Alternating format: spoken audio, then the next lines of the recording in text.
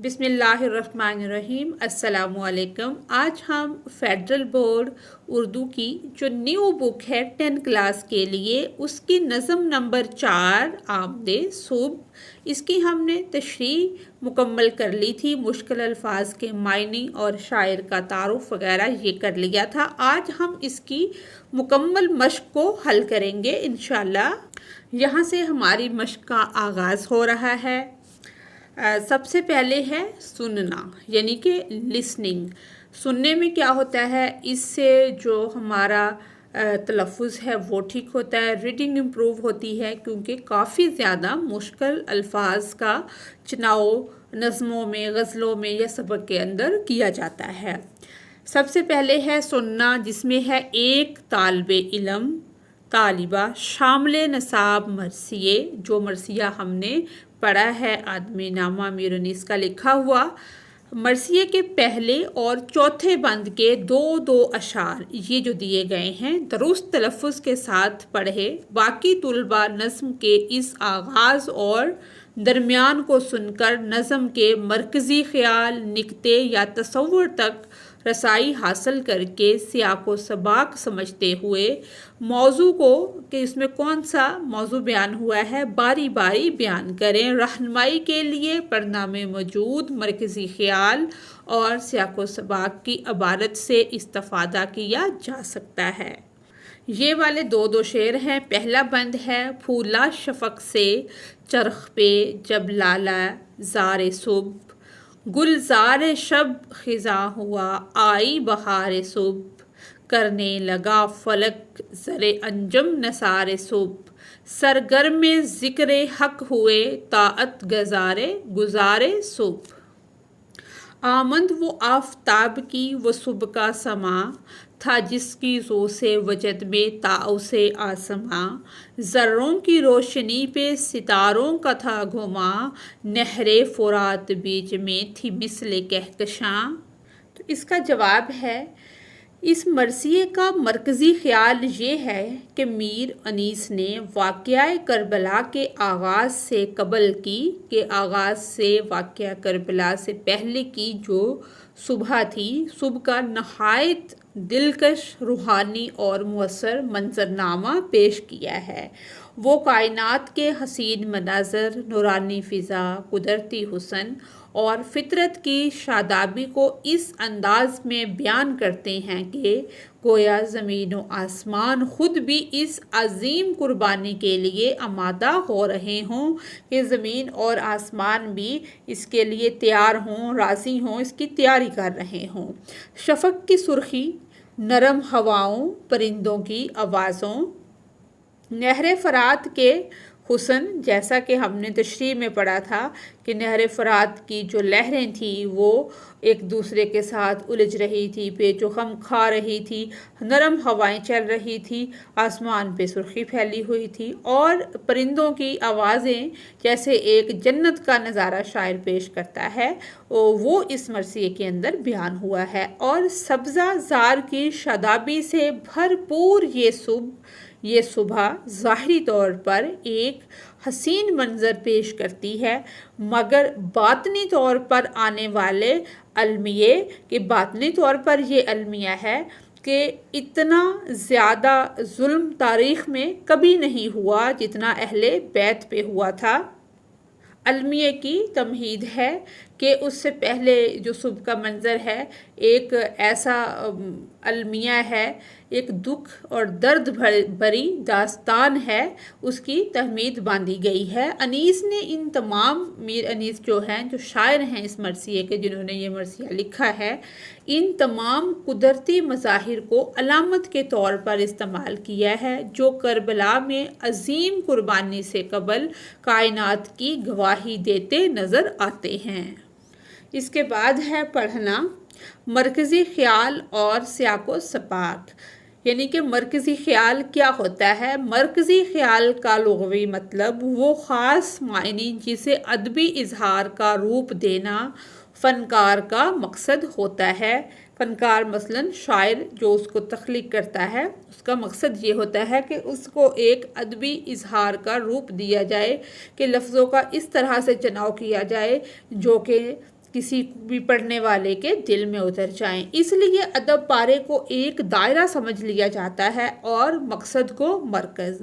اصطلاحی اعتبار سے بھی کسی بھی نظم یا نثر پارے کا نچوڑ یا اصلی مفہوم جس کو سامنے رکھ کر شاعر یا ادیب اسے تخلیق کرتا ہے، مرکزی خیال کہلاتا ہے۔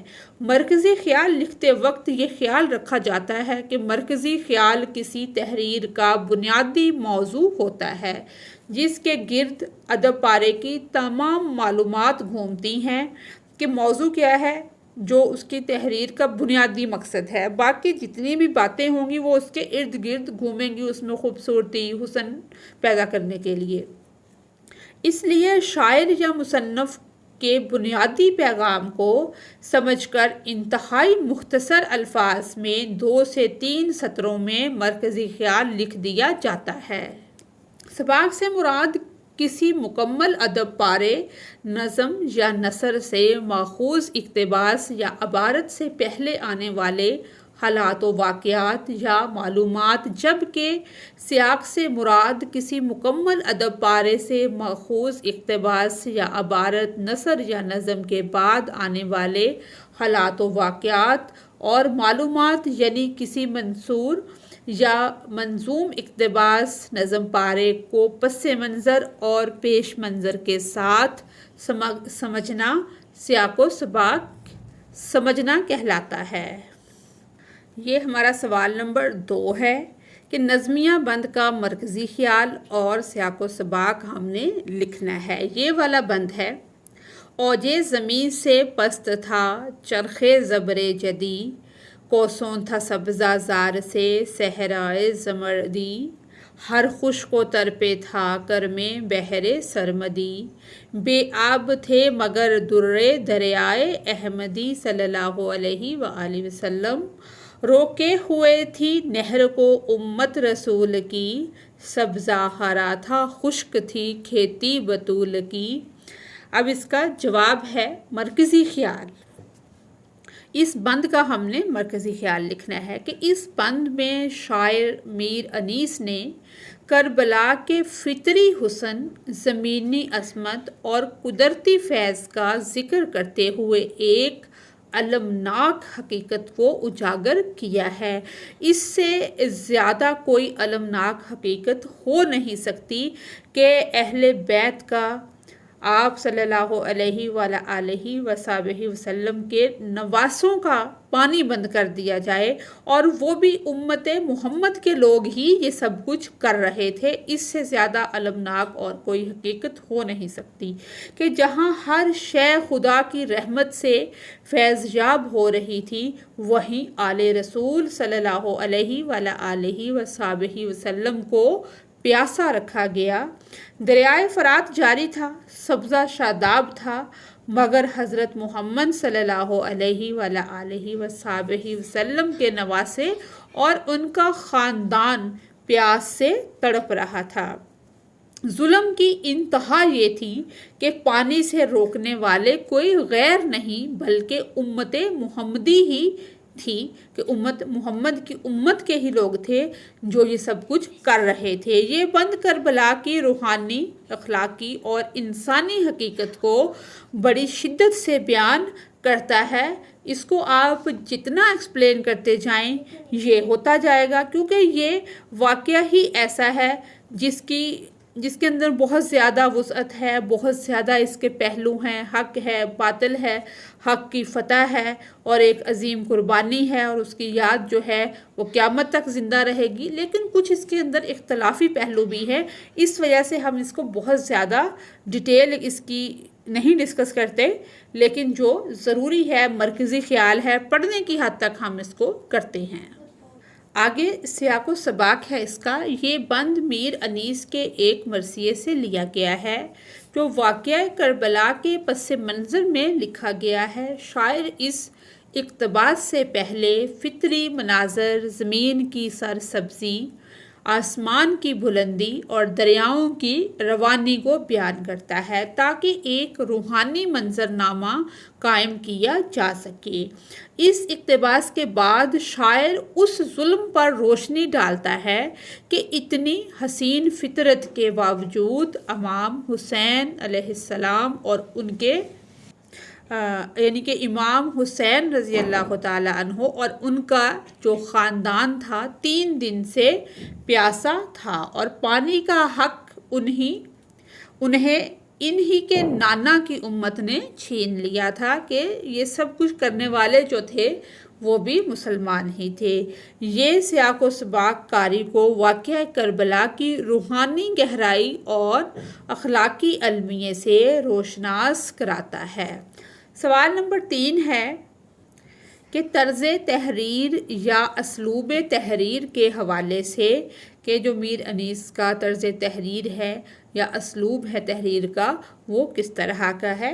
گزشتہ صفات میں سرگرمی آ چکی ہے۔ آپ انہی نکات کو پیش نظر رکھتے ہوئے درج ذیل نظمیہ بند یہ والا جو ہے جو کہ میر انیس کے ایک مرثیے سے آخذ شدہ ہے پڑھ کر میر انیس کے طرز تحریر کی شناخت کریں۔ شیر اٹھتے تھے نہ دھوپ کے مارے کچھار سے، آہو نہ منہ نکالتے تھے سبزہ زار سے، آئینہ مہر کا تھا مقدر غبار سے، گردوں کو تپ چڑھی تھی زمیں کے بخار سے، گرمی سے مضطرب تھا زمانہ زمین پر، بھن جاتا تھا جو گرتا تھا دانہ زمین پر۔ یعنی کہ یہ ہمارے مرثیے میں نہیں، جو ہم نے پڑھا اس میں یہ شامل نہیں ہے، لیکن انہی کے ایک مرثیے کا یہ بند ہے۔ تو اس کا جواب ہے کہ میر انیس کے اس مرثیے کے بند سے ان کے طرز تحریر کی درج ذیل ادبی خصوصیات کی شناخت کی جا سکتی ہے۔ پہلے نمبر پر ہے منظر نگاری۔ میر انیس کی شاعری میں منظر نگاری ایک نمایاں وصف ہے کہ ایک صفت ہے ان کی بہت نمایاں کہ وہ ایک منظر کا نمونہ جو پیش کرتے ہیں تو ایسے لگتا ہے جیسے وہ اس منظر کو اپنی آنکھوں سے دیکھ رہے ہوں۔ اس بند میں گرمی کی شدت کو اس انداز سے پیش کیا گیا ہے کہ قاری خود کو کربلا کی تپتی ہوئی زمین پر محسوس کرتا ہے۔ شیر کا کچھار سے نہ نکلنا، آہو کا سبزہ زار سے منہ نہ نکالنا کہ جو سبزے کے اندر چیزیں ہیں وہ وہاں چھپی ہوئی ہیں۔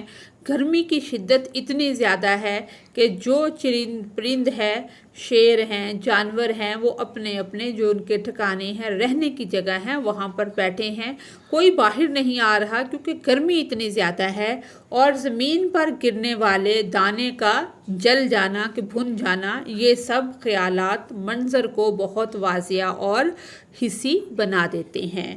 یعنی کہ اس طرح کی منظر نگاری میر انیس نے کی ہے کہ جیسے وہ خود اپنی آنکھوں سے وہ منظر دیکھ رہے ہوں۔ جب ہم پڑھتے ہیں ہمیں بھی ایسا ہی محسوس ہوتا ہے کہ منظر نگاری میں ان کو بہت کمال حاصل تھا۔ دوسرے نمبر پر ہے مبالغہ آمیز انداز بیان۔ انیس کا طرز بیان مبالغہ آمیز ہونے کے باوجود مؤثر اور ادبی حسن سے بھرپور ہوتا ہے۔ وہ گرمی کی شدت کو اس قدر بڑھا چڑھا کر بیان کرتے ہیں کہ گردوں کو تپ چڑھنا اور زمین کو بخار ہونا جیسے محاوراتی انداز بھی حقیقت محسوس ہوتے ہیں۔ تیسرے نمبر پر ہے متحرک اور جاندار تشبیہات۔ میر انیس کی تشبیہات صرف خوبصورتی کے لیے نہیں ہوتی بلکہ متحرک اور جاندار بھی ہوتی ہیں کہ ان کے اندر حرکت ہوتی ہے، وہ جاندار ہوتی ہیں۔ آئینہ مہر کا مقدر ہونا یا بھن جانا دانے کا، یہ سب تشبیہات قاری کو گرمی اور تکلیف کے احساس میں کھینچ لیتی ہیں۔ چوتھے نمبر پر ہے صوتی تاثر اور الفاظ کی موسیقیت۔ مرثیے کا یہ بند موسیقیت سے بھرپور ہے، یعنی کہ اس کے اندر موسیقی پائی جاتی ہے۔ قوافی اور ردیف کا موزوں استعمال اور الفاظ کی چستی میر انیس کے اسلوب کا حصہ ہے۔ کچھار سے، سبزہ زار سے، غبار سے، بخار سے، یہ سب بند کو نہ صرف بامعنی بلکہ خوش آہنگ بھی بناتے ہیں۔ 5ویں نمبر پر ہے جذباتی شدت۔ انیس کے طرز تحریر میں جذباتی شدت کا عنصر بھی نمایاں ہے۔ وہ قاری کے دل میں کربلا کی تپش، یعنی کہ جو گرمی ہے کربلا کے میدان کی، پیاس، جو اہل بیت کو پیاسا رکھا گیا، اور مصیبت کا ایسا نقش ثبت کرتے ہیں، اس طرح کا نقشہ پیش کرتے ہیں کہ دل پر اثر چھوڑ جائے۔ اس کے بعد ہے لکھنا۔ سوال نمبر 4 ہے ہمارا، شامل نصاب نظم آمد صبح میں موضوعات کی شناخت کرتے ہوئے اس کی وضاحت کے لیے اپنی رائے کا زبانی اظہار کریں۔ مثال کے طور پر شامل نصاب مرثیے کے پہلے 4 بند صبح کی منظر کشی پر مشتمل ہیں، کہ صبح کے منظر کو بیان کرتے ہیں۔ میر انیس کو منظر نگاری میں کمال حاصل تھا۔ اس مقصد کے حصول کے لیے انہوں نے علم بیان اور علم بدیع کی مختلف صورتیں استعمال کی۔ بند نمبر 5 تا 7 میں جو موضوع بیان ہوا ہے اسے دیگر طلباء کے سامنے زبانی طور پر بیان کریں۔ یہ بات ذہن میں رہے کہ علم بدیع سے مراد کلام کو خوبصورت بنانے کے لیے مختلف صنعتوں کا استعمال ہے، جیسے صنعت تکرار استعمال ہوئی ہے، صنعت تضاد استعمال ہوئی ہے، صنعت تلمیح استعمال ہوئی ہے وغیرہ، جبکہ علم بیان میں کلام کو معنی کے حوالے سے پر اثر بنایا جاتا ہے۔ یہ تشبیہ، استعارہ، کنایہ اور مجاز مرسل پر مشتمل ہوتا ہے۔ تو اس کا جواب ہے کہ بند نمبر 5 تا 7 جو ہے موضوع اس کا کیا ہے؟ کربلا کی روحانی اور المناک حقیقت۔ یہ بند ہمیں خواب جیسی حسین صبح سے ہٹا کر کہ اتنی پیاری اور حسین صبح جو ہے، جیسے ہم کوئی خواب دیکھتے ہیں جنت کی صبح کے بارے میں، ہٹا کر کربلا کی دردناک سچائی کی طرف لے آتے ہیں۔ بند نمبر 5 میں بتایا گیا ہے کہ زمین تو ہری بھری تھی، پانی ہر طرف موجود تھا، اللہ کا کرم ہر خشک و تر پر تھا، لیکن رسول اللہ صلی اللہ علیہ وآلہ وصحبہ وسلم کی آل کو پانی تک میسر نہیں تھا، کہ ان کو پانی بھی نہیں دیا جا رہا تھا۔ یہ ظلم امت رسول ہی کر رہی تھی۔ بند نمبر 6 میں صبح کا حسن پھر سے بیان ہوا ہے، کہ دوبارہ صبح کے حسن کو بیان کیا گیا ہے، لیکن اب یہ غم کے پس منظر میں ہے۔ یہ خوف تھا کہ دامن گل پہ پڑے نہ گرد، گویا فطرت بھی اداس ہے اور سکون چاہتی ہے۔ بند نمبر 7 میں کربلا کا اصل دکھ کھل کر سامنے آتا ہے۔ سورج کا چہرہ بھی لہو سے بھرا نظر آتا ہے۔ نہر فرات شرمندہ ہے، کہ وہ شرمندہ اس وجہ سے ہے کہ نہر میں، دریا میں پانی ہوتا ہے، لیکن وہ پانی سے دنیا تو سیراب ہو رہی ہے، لیکن جو آپ صلی اللہ علیہ وسلم کے گھرانے کے لوگ ہیں، اہل بیت ہیں، امام حسن اور حسین ہیں، ان کا خاندان ہے، ان کے لیے وہ پانی نہیں ہے، ان کو کوئی پانی پینے نہیں دے رہا۔ نہروں کے اوپر پہرے لگا دیے گئے ہیں، نہر کے اوپر، کہ وہ پانی نہیں لے سکتے۔ دریا کے بلبلے تک رو رہے ہیں۔ 3 دن سے پیاسی آل نبی کے لیے پانی کی موجیں سر پٹک رہی ہیں۔ یعنی کہ بند نمبر 7 میں اصل جو دکھ ہے وہ پہلے پس منظر میں کردار نگاری، منظر نگاری، یہ چیزیں سامنے آئی ہیں۔ اس کے بعد جو اصل چیز ہے، اصل جو جس پہ یہ مرثیہ لکھا گیا ہے، وہ چیز سامنے آ گئی ہے۔ سوال نمبر 5 ہے، یہ نظم آپ نے پڑھی، درج ذیل نظمیہ بند کے اشعار کے حوالوں کے ساتھ تشریح کریں اور اپنی تحریری زبانی رائے بھی دیں۔ اس کے لیے آپ اس کی تشریح والی مکمل تشریح اس کی ہو چکی ہے، وہ ویڈیو آپ دیکھیں گے، وہاں سے آپ کو مشکل الفاظ کے معنی بھی اور مکمل تشریح بھی مل جائے گی۔ اس کے بعد ہے قواعد زبان شناسی۔ تراکیب لفظی۔ تراکیب لفظی کے معنی ہیں الفاظ کی ساخت، وضع یا بناوٹ کہ لفظ بنا کیسے ہے، جملے کے اجزائے ترکیبی کا تجزیہ یعنی جملے میں استعمال ہونے والے ہر لفظ کی قواعدی حیثیت کا تعین کرنا بھی ترکیب لفظی کہلاتا ہے۔ جملے کے بنیادی طور پر دو حصے ہوتے ہیں یعنی مسند علیہ اور مسند، انہیں اسناد بھی کہا جاتا ہے۔ جملہ اسمیہ میں مسند علیہ اور مسند اسم ہوتے ہیں، جبکہ جملہ فعلیہ میں مسند علیہ اسم اور مسند فعل ہوتا ہے۔ تاہم جملہ اسمیہ اور جملہ فعلیہ میں اسناد کی پہچان کے لیے دیگر اصطلاحات بھی استعمال کی گئی ہیں۔ مثال کے طور پر پاکستان میرا ملک ہے، اس جملے میں جب یہ بتائیں گے کہ پاکستان کو مبتدا مسند علیہ، میرا ملک کو خبر مسند ہے اور فعل ناقص کہیں گے، اور ہے کو ہم کیا کہیں گے، فعل ناقص، کہ پاکستان میرا ملک ہے، یعنی کہ اس میں ایک پاکستان آیا ہے، ایک میرا ملک آیا ہے اور ایک ہے آیا ہے کیا ہے، فعل ناقص ہے، اور میرا ملک جو ہے یہ خبر ہے مسند ہے، اور پاکستان کیا ہے، مسند علیہ ہے۔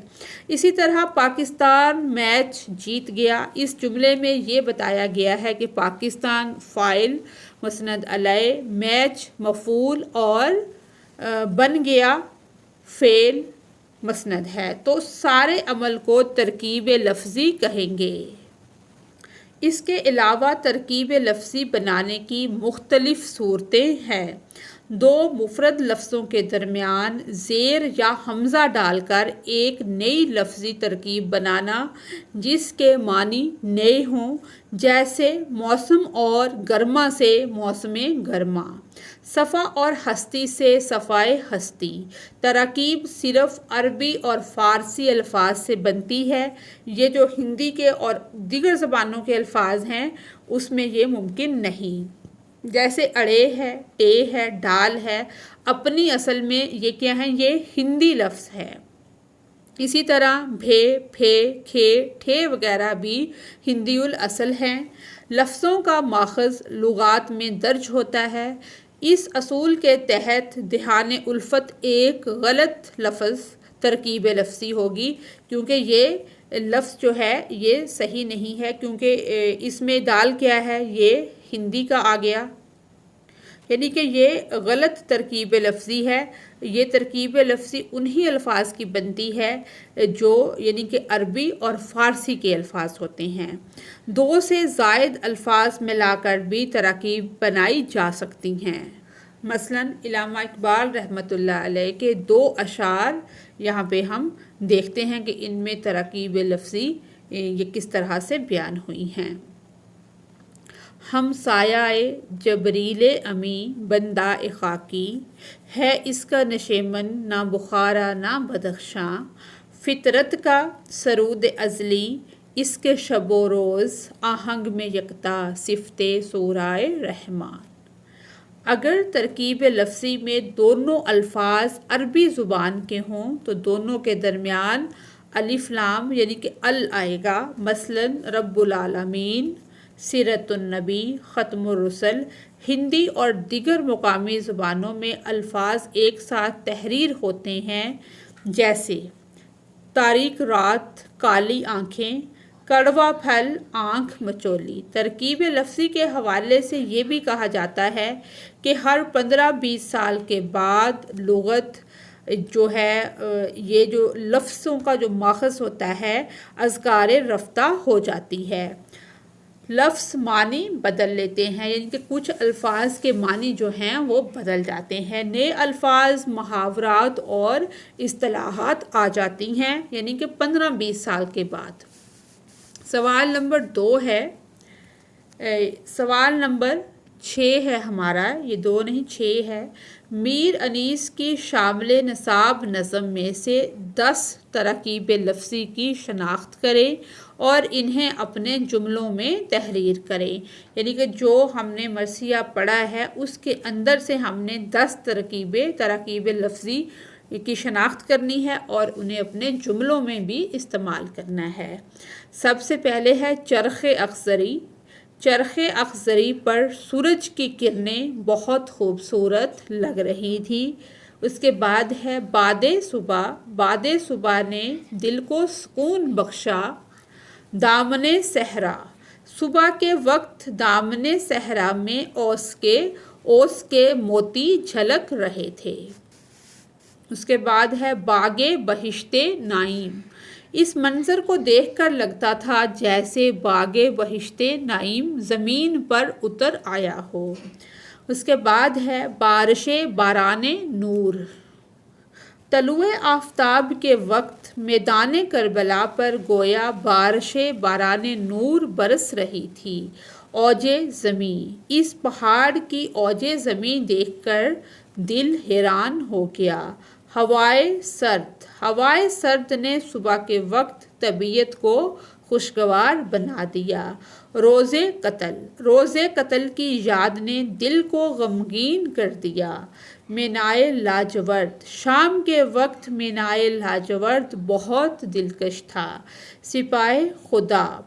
جنگ میں سپاہ خدا نے ثابت کر دیا کہ حق ہمیشہ باطل پر غالب آتا ہے، یعنی حق جو ہے وہ ہمیشہ باطل پر غالب آ جاتا ہے۔ اس کے بعد ہے مرثیہ۔ مرثیہ عربی زبان کا لفظ رسا سے مشتق ہے کہ رسا سے نکلا ہے۔ رسا کے معنی ہیں مردے پر، یعنی کہ مرے ہوئے شخص پر، مردے پر رونا اور آہوزاری کرنا۔ یہ صنف عربی شاعری میں رائج تھی۔ عزیزوں اور بزرگ ہستیوں کی موت پر رنج و الم کے جذبات سے لبریز جو اشعار کہے جاتے تھے انہیں اصطلاحاً مرثیہ کہا جاتا تھا۔ اردو میں یہ صنف موضوعاتی لحاظ سے واقعات کربلا سے مخصوص ہو گئی اور اسی مفہوم میں اس نے اردو شاعری میں بہت ترقی کی۔ تاہم اردو میں ایسے مرثیوں کی بھی کمی نہیں جو مختلف لوگوں کی اموات پر اظہار غم کے لیے لکھے گئے ہوں۔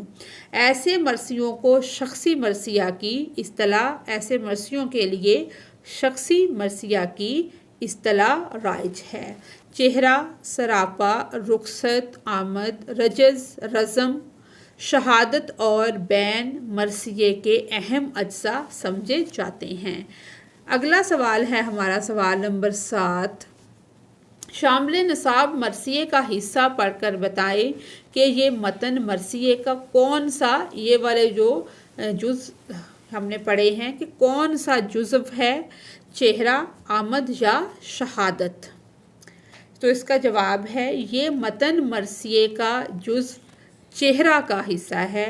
چہرہ مرثیہ کا ابتدائی حصہ ہوتا ہے کہ ابتدا والا پہلا جو حصہ ہوتا ہے وہ، جس میں مختلف فطری مناظر، شعری تعارف، شاعرانہ تعریف اور دیگر موضوعات پر روشنی ڈالی جاتی ہے۔ اس میں عموماً فطرت کے مناظر کا بیان، صبح و شام کی حالتوں کا ذکر اور ان کی شاعری سے تعلق ہوتا ہے، جیسے کہ اس متن میں صبح کے منظر، پھولوں کا کھلنا اور آسمان کا رنگ بدلنا شامل ہے۔ یہ تمام عناصر مرثیے کی تمہید میں آتے ہیں تاکہ قاری کو منظر کی مکمل، یعنی کہ جو تفصیل ہے اور شاعری کے ماحول سے آگاہ کیا جا سکے۔ اسی کے ساتھ ہی ہماری آج کی ویڈیو مکمل ہوتی ہے۔ اگر آپ کو میری ویڈیو سے کوئی رہنمائی مل رہی ہے تو میری ویڈیو کو لائک اور چینل کو سبسکرائب کریں۔ Thanks for watching us.